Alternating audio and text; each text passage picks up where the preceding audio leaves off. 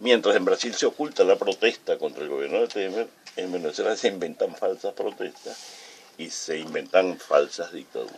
Sí, tú sabes, Gilberto, que ese discurso preliminar, digamos, esa defensa, no era un discurso propiamente, sino una defensa con unos alegatos, pero por supuesto alegatos políticos, porque se trata de un juicio político. Hay que diferenciar lo que es el llamado impeachment, ¿no? Como juicio político, que llegamos a presenciarlo, tuvimos la suerte, como una cosa rara, llegamos a presenciar el juicio político, el impeachment contra el presidente Clinton. Es decir, tuvimos ese privilegio de llegar a asistir, pero este es el segundo o el tercer impeachment, por lo menos el que yo puedo ver. El otro fue... Bueno, el de Clinton fracasó, ¿no? El de Clinton fracasó. Y el de color de Melo triunfó en Brasil. Sí, pero al menos los que yo he visto. Estoy hablando de los que yo he visto. En el caso de Venezuela, el de Carlos Andrés Pérez, que para mí es paradigmático, y después voy a volver sobre eso. Y en este caso, el de Dilma Rousseff, en el que yo particularmente creo que las cartas ya están echadas. Yo particularmente creo también que esta decisión de sacar a Dilma del poder, de sacarla de la presidencia, se tomó desde hace mucho tiempo. Creo que este juicio no es más que una farsa. Por supuesto, a Dilma quizá le faltó. Tú estás hablando de las virtudes de su discurso, de sus alegatos presentados ayer, pero yo quisiera hablar un poco de sus debilidades, más bien, porque sobre la base de esas debilidades, y podría decir incluso que los alegatos presentados ayer por Dilma, o la forma más bien en que fueron presentados, son precisamente la columna sobre la cual se levanta este golpe de Estado por la ausencia de. ¿Y cuál es esa ausencia? Primero, se nos muestra muy claramente que no hay una relación sustancial y de vínculos entre la Fuerza Armada brasileña y el gobierno de Brasil, o por lo menos el gobierno en manos de la señora Dilma Rousseff y del Partido de los Trabajadores. En pocas palabras, lo que dijimos una vez, si no se hizo una revolución, un cambio de Estado en Brasil, un cambio institucional profundo, la alteración de un grupo de paradigmas importantes para que el Estado brasileño pudiera soportar precisamente el peso de una arremetida de esta naturaleza, que es lo que está pasando en este momento en Venezuela. Porque si no hubiera habido, si las instituciones no se hubieran doblado en un sentido físico, como puede doblarse la luz, por ejemplo, ante una fuerza gravitatoria, a eso me refiero. Si no hubiera habido estos cambios de paradigmas en Venezuela, habría sido muy fácil, por ejemplo, para la Asamblea Nacional en el poder actual, también hacerle un impeachment, una operación muy semejante con la mano izquierda, el golpe suave, a el presidente Nicolás Maduro. Habría sido muy fácil. Entonces, ante la ausencia o la penetración, digamos, del latinoamericanismo, de una nueva doctrina militar en las Fuerzas Armadas brasileñas, sin esta penetración, también incluso una vinculación más profunda entre esa misma Fuerza Armada, el pueblo brasileño. Es decir, al no haberse constituido y fundado una revolución en Brasil, con todas las muy buenas intenciones de hacer justicia social, en la práctica lo que vemos en Brasil y lo que hizo el Partido de los Trabajadores es un bello y muy ajustado keynesianismo, y que nosotros, y el cual apoyamos. Pero precisamente sobre la base de esas debilidades y de esas ausencias es que ha podido triunfar en Brasil, como en efecto va a triunfar lamentablemente, porque creo que la decisión ha sido tomada, y no ha sido tomada sino dentro de las esferas más oscuras y en los pasajes más subterráneos del poder brasileño. Tampoco en el caso del Brasil, Gilberto, queridos amigos de Enigmas del Poder, se ha podido tomar, posicionar la nueva conciencia latinoamericanista de los grandes y poderosos medios de comunicación que son como pequeños estados dentro de Brasil. Lo mismo ha pasado con Petrobras, lo mismo ha pasado incluso con instituciones mismas del Estado, como la Cancillería brasileña, incluso con ministerios que pertenecen, porque no podemos ver a Brasil como un país simple, es un país complejo, muy complejo.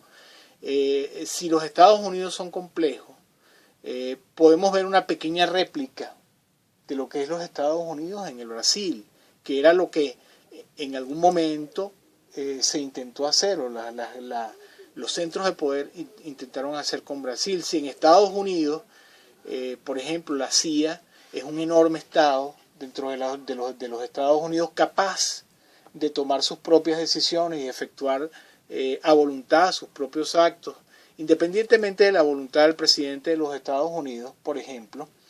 En Brasil también hay instituciones de esta naturaleza. Y lo que estamos viendo es que no se pudo penetrar ese sistema complejo, Gilberto. Y lo que vimos ayer fue una Dilma Rousseff denunciando todo lo que denunció de manera valiente, pero sin la consistencia y sin la fuerza incluso, Gilberto. Allí no vimos nada que pudiera intimidar en su discurso, nada que pudiera intimidar o echar para atrás a quienes ya han decidido ser quienes ejecuten esta sentencia predeterminada y fabricada en la oscuridad contra Dilma Rousseff. No, por supuesto que todo apunta hacia que por ahora, vale la pena puntualizar esto, todo apunta a que Dilma Rousseff va finalmente, en un par de días, a hacer... se va a consumar el golpe de Estado contra Dilma Rousseff. Ella misma lo contempló fríamente, serenamente ayer, pero sí dijo algo que a mi juicio, a nuestro juicio, sí se corresponde con una verdad, con ese tipo de verdades que quizás el tiempo es el que va a dar lugar a que se verifique esta verdad, ¿no? Porque Dilma Rousseff sí dijo ayer claramente que si se consuma este golpe de Estado se va a agravar sin ninguna duda la crisis brasileña. Una crisis brasileña que es histórica, porque no podemos instalarla en una perspectiva a corto plazo. Así va al golpe de Rousseff, entonces ahí termina la historia. La historia ni termina ahí, ni empieza ahí. En Brasil, desde hace al menos, vamos a poner una perspectiva de 60, 70 años, existen dos fuerzas muy claramente en conflicto, inclusive en el estamento militar. Esto se manifestó desde los años 30 en el Brasil y luego en los años 50 con la presidencia de Getúlio Vargas, muy próximo al pensamiento de Perón. A quien citó ayer precisamente Dilma en sus alegatos y sus defensas. Sí, y luego apareció João Goulart en los años 60, los dos, tanto Getúlio Vargas como João Goulart, como la presidenta Rousseff, como presidente Lula, se corresponde con una tendencia muy clara dentro de las instituciones brasileñas, incluso militares, porque no todos los militares brasileños son incondicionales de la doctrina del subimperialismo que ha tratado, como lo estaba diciendo José Jesús Villa Pelayo hace un instante, que promovió Kissinger y Brzezinski como delegar en Brasil el control de Sudamérica, que es la doctrina imperial por excelencia con relación al papel de Brasil en el equilibrio del poder mundial. Exacto, pero ni en la Fuerza Armada brasileña, ni en la clase empresarial incluso brasileña, en la burguesía industrial paulista, ni en las élites culturales y políticas, eso es simplemente un pensamiento que podemos decir que es dominante y es avasallante y que no tiene contraste. No, en Brasil se da, y nosotros lo escribimos, incluso José Jesús Villa-Pelayo y quien les habla, escribimos hace varios años un folleto divulgativo que se llama Poder Nacional Suramericano, en el que ya planteábamos que en el Brasil, lo decíamos muy claramente, aquí no nos lo damos de pitonizo, pero realmente lo escribimos y vale la pena que lo recordemos, que en el Brasil era donde se iba a jugar en muy buena medida, no exclusivamente, ¿no? El destino de nuestra América Latina y de la América del Sur, porque a donde agarre Brasil, y en esto coincidimos por otras razones con Kissinger y Berzelsinski, bueno, ese camino será por lo menos por un tiempo el de América Latina. Entonces, ¿qué es lo que está pasando exactamente en el Brasil a la luz de toda esta consideración? Bueno, que se está jugando una batalla, pero no la guerra, una batalla política que coincido plenamente con José Jesús Villa-Pelayo, que Dilma tiene todas las de perder. Estos congresistas brasileños, no, es que ni siquiera si Dilma apuntara, o sus abogados, las mejores razones jurídicas, va a evitar que este juicio, que es básicamente un juicio político, va a detenerse el propósito manifiesto de acabar con el gobierno de Dilma Rousseff. No, esto es la decisión está tomada.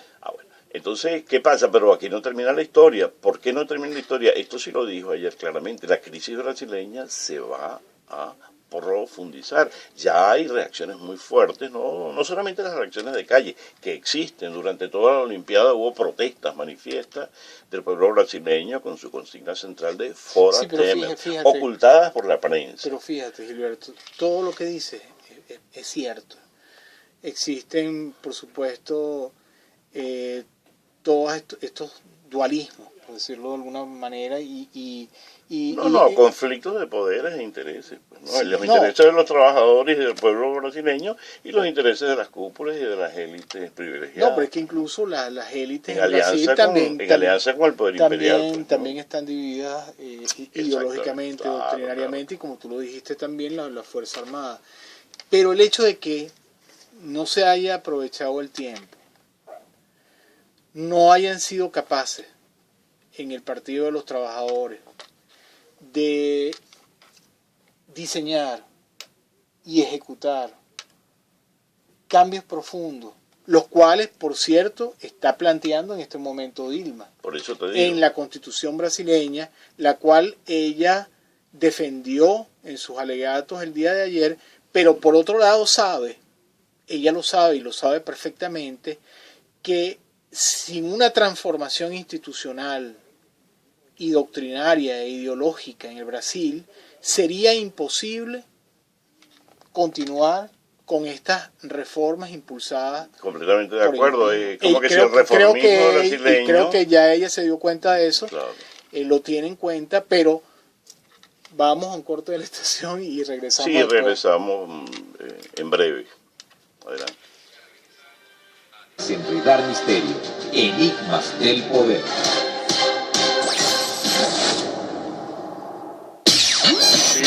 Para todos los gustos, para todos los gustos.